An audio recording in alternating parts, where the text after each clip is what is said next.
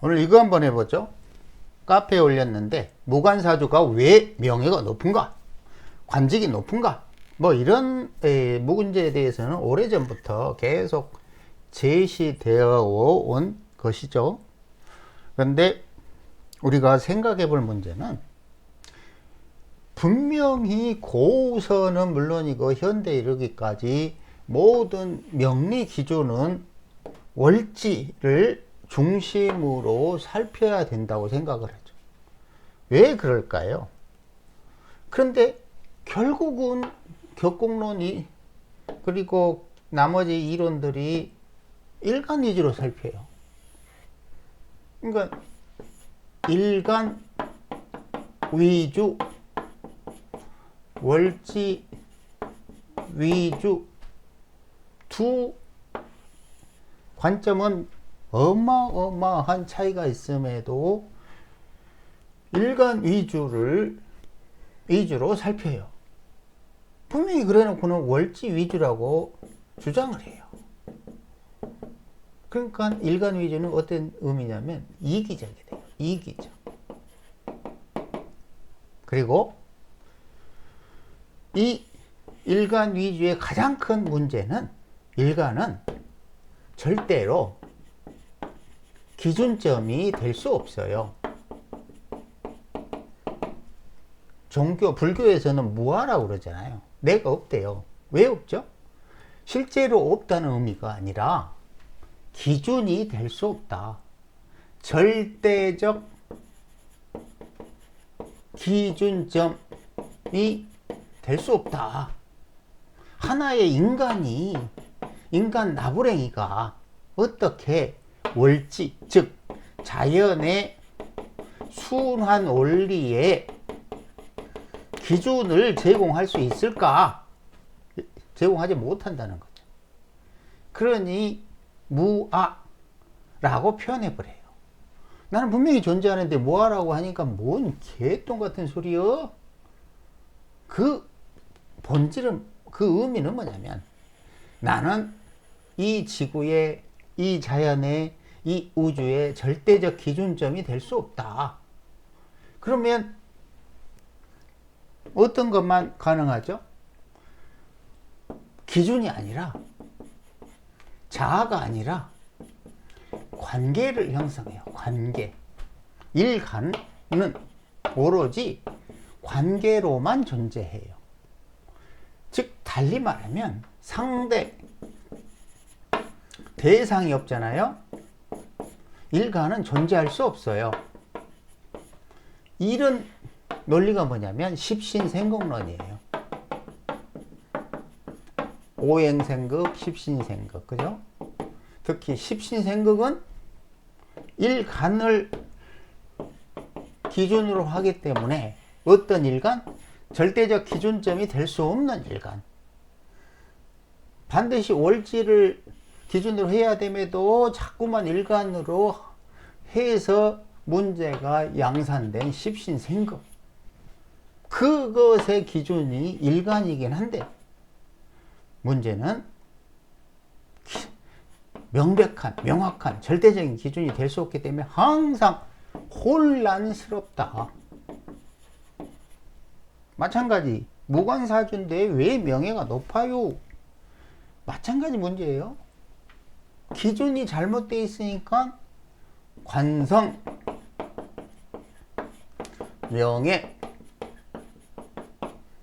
명성, 관직, 지위 이런 것이라는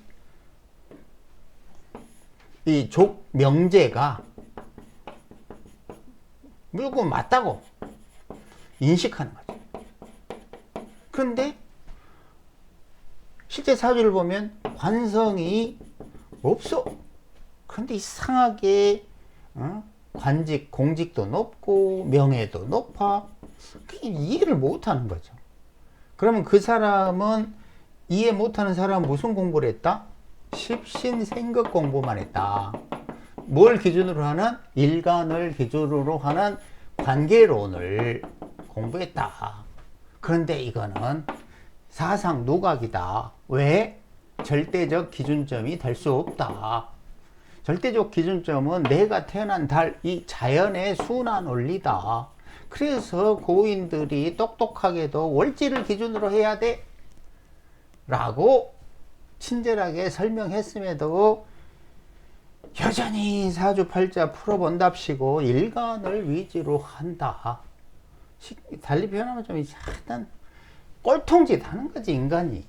맞지도 않는 기준점을 가지고. 아니, 오죽했으면 부처님이 무화라고 했겠어요. 내가 없대.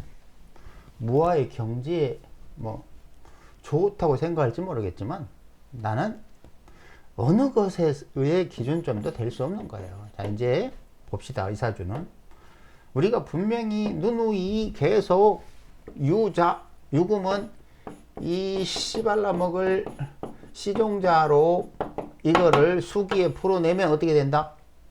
총명하다. 왜? 과거의 전생에 경험한 기록들을, 아니, 경험들을 유금에 잘 저장해서 반도체 칩처럼 가지고 있다가 자수를 만나면 풀어진다. 그죠? 그러니까 멍청할래야 멍청할 수가 없어요. 유자는. 그런데 여기에 정화가 있으면 정신임 삼자조합이다. 근데 오화도 있죠. 그죠? 병화도 있습니다. 물론 병화는 열을 가하는 게 아니라 빛을 가하는데 자월인 인간 야극에 가해야죠. 그죠? 야극에. 그러니까 기본적으로 이 구조는 총명해요. 왜냐면 유자 병까지 있잖아요. 그리고 대운도 신요술로 흘렀습니다. 해석을 보니까 뭐 갑을 이런 게 아쉽다고 그러는데 그것 역시나 관성을 명예로 보는 저 관점을 눈으로 버리지 못하기 때문에 여기가 아깝다 이러는데, 생각해 보세요. 똑똑해야, 총명해야 자리를 맡을 거 아니에요. 멍청한데 무슨 자지로 어떤 직위에 뭐 저기 공직에 사회 직장에서의 지위에 올라가겠어요. 그렇잖아요. 기준이 뭐라고요? 똑똑해야 된다는 거죠. 사업을 해도 똑똑해야 사업을 하는 거잖아요. 그렇죠? 그러니까 목이 만들어지기 이전에 뭐부터 필요하다? 금이 수기에 풀어져야 총명하다. 그리고 대운도 계속 신유술 경신으로 흘렀잖아요. 그쵸? 그러면 여기서 구조를 한번 봐봐요. 분명하게 명확한 이 경계점이 있어요. 그게 뭐냐면 병오, 이거는 밝음이죠. 그죠? 밝음. 뭐에 대한 밝음이지? 존재를 드러내는 밝음이에요. 임자는 뭐예요? 어둠. 내 존재를 드러낼 수 없는 어둠이에요. 그런데 이거를 좋게 쓰는 경우가 있죠. 임자라고 무조건 어둡다는 개념이 아니에요. 이거는 깊은 공부. 이거겠죠. 그죠? 근데 이 똑똑한 사람이 깊은 공부를 하면 어디다 활용하겠어요? 결론은 학문에 전념할 거 아니에요. 그죠? 그러면 똑똑한 사람이 병호를 지낼 때는 사회에서 두각을 나타내고, 임자를 지낼 때는 대학교에서 강의를 하고 이렇게 살아가는 거예요. 그러면 우리가 뭘 잘못 생각을 하냐면, 이 사주에서 무토가 기준이기 때문에 무토에게 갑을은 관성에 해당하고 이것이 있어야만 이 사람의 명예주의가 높을 거야. 이런 등식을 무조건 맞다고 인식하기 때문에 그렇지 않으면 이해를 못하는 건데, 방금도 이야기했지만 이걸 기준으로 하느냐, 일간을 기준으로 하느냐, 월지를 기준으로 하느냐에 따라서 십신생극론은 월지를 기준으로 하는 순간 필요 없어요. 쓸모가 없다는 거지. 왜? 기준이 월지이기 때문에 십신생극은 일간을 기준으로 만들었어요. 일간을. 근데 기준점을 일이 확 바꾸는 순간에 어떻게 된다? 십신생극이 존립할 방법이 없는 거예요. 신기하게도. 그럼 어떻게 봐야 된다?